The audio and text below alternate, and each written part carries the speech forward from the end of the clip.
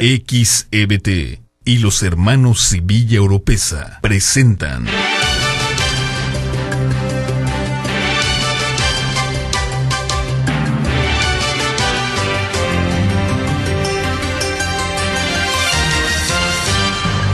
Son las 7 en punto de la mañana, esto es la reportaje edición 21.425.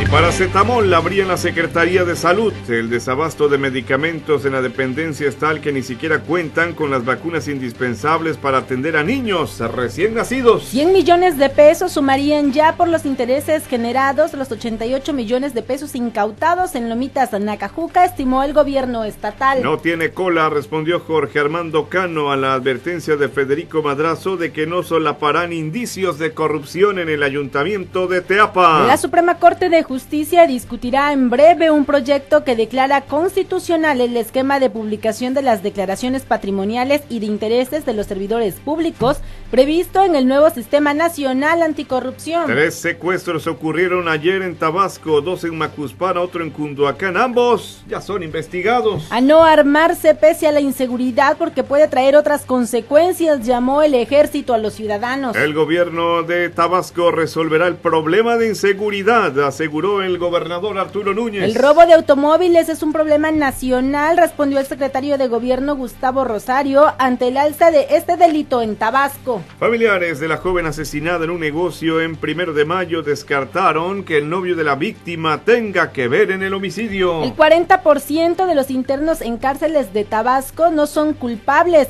estimó la AC Proyecto Tabasco Inocente. Inauguraron oficinas en Tabasco. El cierre de restaurantes, entre ellos el Bife de Paseo Tabasco, reportó la Caniraga a consecuencia de la crisis y la inseguridad. Serán el partido quien decidirá su estrategia para el 2018. Los gobernadores no tienen la decisión, sostuvo Arturo Núñez, tras hablar con sus homólogos de Michoacán y Morelos sobre el tema. Evidenciada quedó una posible presión de Roberto Borges hacia magistrados del Tribunal Electoral en Quintana Roo para que ayudaran al entonces candidato priista en las elecciones del 2016. Andrés Manuel López Obrador dio hasta el próximo martes al PRD y a su candidato a la gubernatura del Estado de México, Juan Cepeda, para que declinen en favor de Delfina Gómez Álvarez. Por cierto que Obrador denunció que en el Estado de México está en marcha un fraude electoral mediante el uso de la policía. Un asesor de alto cargo de la Casa Blanca es objeto de interés en la investigación sobre los posibles lazos entre la campaña presidencial de Donald Trump y Rusia,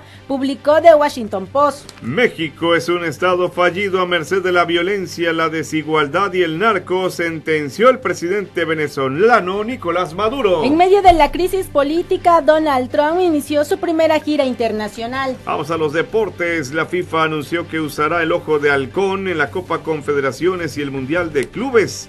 El Cruz Azul en México irá por el fichaje de Raúl Ruiz Díaz. Lobos Buap y Dorados de Sinaloa van hoy por el boleto a la primera división. El estadio Víctor Manuel Reina sufrió un partido de veto que deberá ser disputado por Jaguares de Chiapas, ahora en la Liga de Ascenso. En el béisbol de la Liga Mexicana, con juego de un hit de Salvador Valdés, Olmecas de Tabasco blanqueó 8-0 a Zaraperos de Saltillo. Durango le ganó a Oaxaca 8-5, Puebla le ganó al México 8-6. Los Sultanes 6-5 a los Tigres, Monclova 4-3 a Yucatán, Veracruz 3-2 a Laguna, Tijuana 5-4 a León y Aguascalientes 8-3 a Piratas de Campeche. En el béisbol de la Gran Carpa en las ligas mayores, Cerveceros le ganó a Cachorros 6-3, los Rockies siguen viento en popa 12-6 a Cincinnati, los Mets le ganaron a los Angelinos 3-0, Tampa a los Yankees 5-4, Oakland 3-2 a Boston y Rafael Nadal fue eliminado en cuartos de final del Abierto de Italia. Telereportaje, el periódico del aire, el primero con las últimas noticias. Buenos días Villahermosa, buenos días Tabasco, buenos días Chiapas, buenos días Veracruz, buenos días Campeche, buenos días Yucatán, buenos días México.